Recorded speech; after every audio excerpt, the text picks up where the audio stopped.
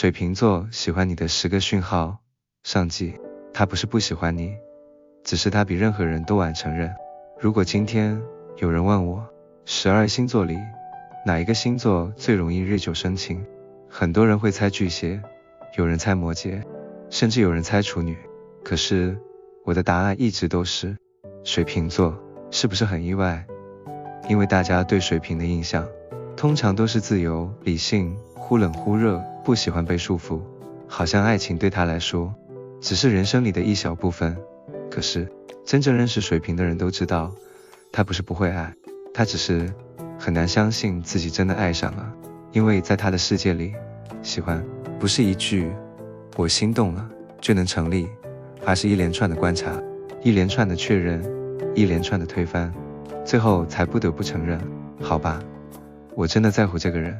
所以今天我们不是来聊水瓶怎么追人，也不是来聊水瓶怎么暧昧，我们要一起走进一个水瓶的大脑，看看他到底是怎么一步一步从有点好奇变成非你不可。水瓶不是一见钟情，它是一件想不透。如果今天你去问一个水瓶，你第一眼就喜欢我吗？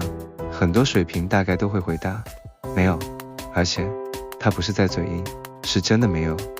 因为水瓶的大脑第一眼不是负责恋爱，第一眼是负责分析。他不会先想这个人漂不漂亮，他比较容易想的是这个人怎么跟大家不一样。例如朋友聚餐，大家都在聊天，只有你突然说了一句，我觉得人不是因为成功才快乐，而是快乐的人比较容易成功。其他人可能笑笑就过了，只有水瓶突然安静了一下，他没有反驳，也没有附和。可是回家之后，他脑袋一直在想，他为什么会这样想。很多人以为吸引水瓶的是颜值，其实真正让水瓶停下脚步的通常是一个他没有想过的观点。因为水瓶最喜欢的从来不是答案，而是未知。所以真正让水瓶开始注意一个人的不是你有多耀眼，而是你让他的世界多了一个新的角度。记得有一次，有一个女生第一次跟水瓶见面，聊天聊到凌晨，她没有一直介绍自己，反而问了一句，如果人生不能工作，你还知道自己想做什么吗？那天水瓶回家，没有记住她穿什么，没有记住她化什么妆，却一直记得那个问题。3天后是她主动讯息，不是因为寂寞，而是因为她还想知道她的答案。水瓶不是爱上你，他是开始对你产生戒不掉的好奇。水瓶开始喜欢一个人，第一个改变不是主动，是开始记住。很多人都有一个误会，以为水瓶喜欢你一定会一直找你聊天。其实真正的水瓶在刚开始反而很安静，可是他的记忆力开始变得很好。你随口说一句我超讨厌香菜，2个月后聚餐，他会很自然把有香菜的那盘换到自己面前，你甚至忘记自己讲过，他还记得。又或者你有一次说最近常失眠，隔了1个星期，他突然问最近有睡比较好了吗？很多女生听到都会愣一下，因为连自己都忘了，他居然还记得。这就是水瓶很可怕的地方，他不会一直说我好想你，可是他一直在收集你的碎片，你的喜好，你的习惯，你的地雷，你的梦想，你的焦虑，你的口头禅，它像拼图一样慢慢把你拼完整。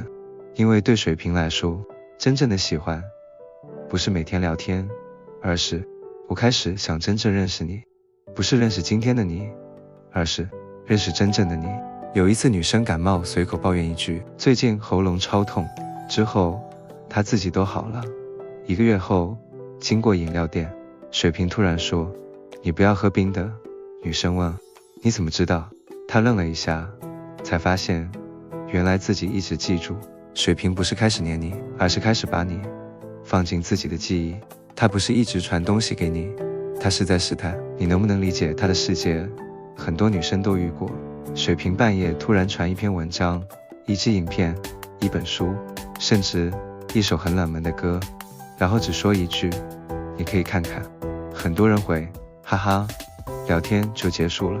可是如果你真的看了，还跟他讨论，你会发现水瓶突然变很多话，因为他不是想推荐作品，他是在分享自己。很多人不知道，水瓶其实很怕别人觉得自己奇怪，所以他平常会把很多想法收起来。可是如果有一天他开始把那些没跟别人聊过的东西全部拿给你，代表他在测试一件事情，如果我把真正的我拿出来，你会留下来吗？所以真正重要的不是影片，不是文章，而是他愿不愿意把自己的精神世界打开给你。凌晨12点，水瓶传来一句，你有没有想过，人是不是因为害怕孤单，所以才需要爱情？女生没有敷衍，反而回了一大段，两个人一路聊到凌晨3点。隔天，女生以为只是聊天，可是对水瓶来说，那一天她心里默默出现一句话，原来真的有人听得懂我。水瓶分享的不是知识，而是他一直藏起来的自己。